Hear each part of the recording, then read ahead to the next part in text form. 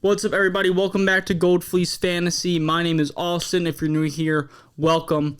And we talk all things fantasy football here, including redraft, dynasty, sports betting, all that stuff, all that good stuff, all things football. Please like and subscribe. It really helps out the channel. Let's get right into this. Today, we are going to be covering 3 players that I believe are players you should not draft. You should not touch them. Do not go anywhere near them unless, obviously you get insane value, but I'm avoiding these players if I can. And I'm not going to throw in a bunch of fluff statistics in this video. I'm going to just kind of go off, what I see, kind of an eye test, and how I think it's going to pan out. So, firstly, we have Davante Adams. Davante Adams, great player.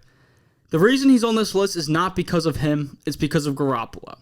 Davante Adams is currently going wide receiver 8, and his ADP is 19th overall.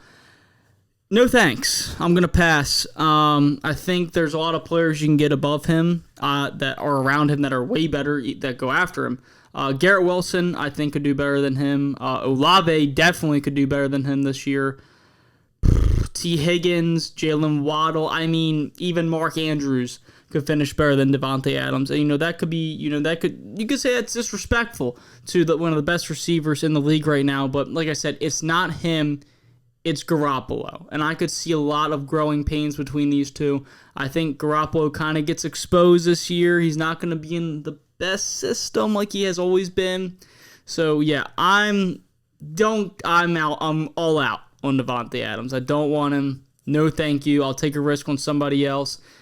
His name is just carrying him in this draft this year. It's a real big downgrade from Derek Carr to Jimmy Garoppolo, I think. I really think it is. All right, next up, we have Tony Pollard, who is RB8. On Fantasy Pros, they have him listed as RB8. His ADP is 13.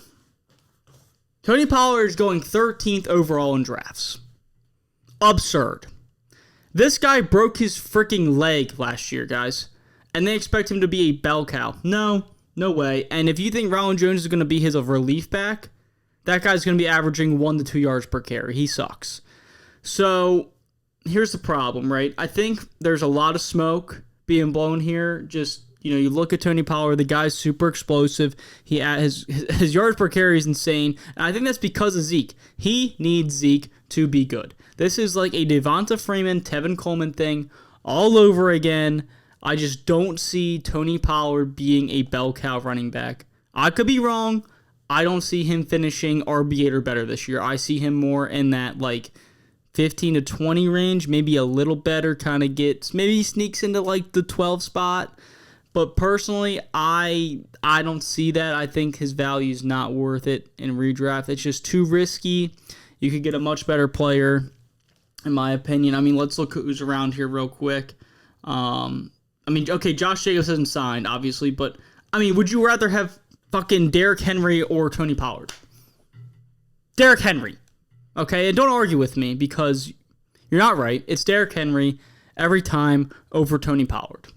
100%. That's ridiculous. That's ridiculous. You cannot. This guy is not going to be a bell cow running back. They're going to try to use him like a bell cow running back, but it's not going to work out. I could definitely see them picking up Leonard Fournette, or they re-sign Zeke pretty soon here. But hey, maybe they're seeing something different in camp that I'm not. Next, we have Kenneth Walker, and Kenneth Walker is actually kind of going where I think is fair. He's at 35 overall, RB 17. I don't have interest in Kenneth Walker this year in redraft. I think that them picking up Zach Charbonnet out of UCLA is just them really deciding to establish the run. Geno Smith had to pass the ball a lot last year. I think they're going to get back on the ground. They're going to take some pressure off him. They're really going to pound Charbonnet and Kenneth Walker in a dual backfield threat. I think it's going to be nasty. Don't get me wrong. They're going to be good. I just think it's going to be super inconsistent. You're not going to know who's going to be better each week. And maybe at that ADP, it's pretty fair. If you can get him a little later, even better. But, at that point, why not just wait a couple more rounds to get Zach Charbonnet? right? It's like if you're going to have a guy that's going to be, they're going to be 60-40, Zach Charbonnet is on the 40% side, but he's getting the receiving work, and, when they play behind, he's in the game. And, Kenneth Walker's more of the touchdown red zone guy. It's just a coin toss, guys. You don't know. So in that situation, that's when I kind of like to take the rookie they drafted, and, maybe I get a little less percent of the workload, but at least I'm not paying so much for a running back that is in a committee backfield, right? At the end of the day, you are getting a committee back right there in Kenneth Walker. So that's going to conclude today's video of 3 players I'm avoiding in redraft this year. If you disagree, I would love you to tell me in the comments below why. I'm always up for a conversation. I don't mind shooting the shit or whatever. But just give me a valid reason on why you are drafting whichever player I listed in this list. So please like and subscribe if you like this video. Have a great day. See ya.